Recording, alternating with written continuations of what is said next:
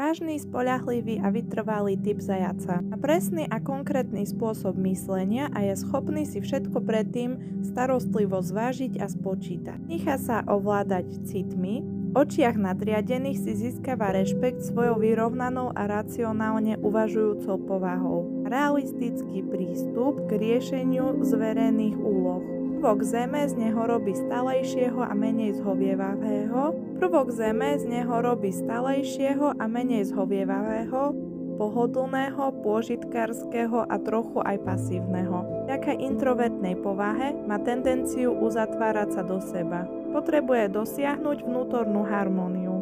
Človek narodený v tejto kombinácii sa orientuje na hodnoty materiálne a stará sa hlavne o vlastné blaho. Voči problémom iných je veľmi necitlivý. Je však natoľko skromný, že si svoje nedostatky uvedomuje a vie s nimi náležite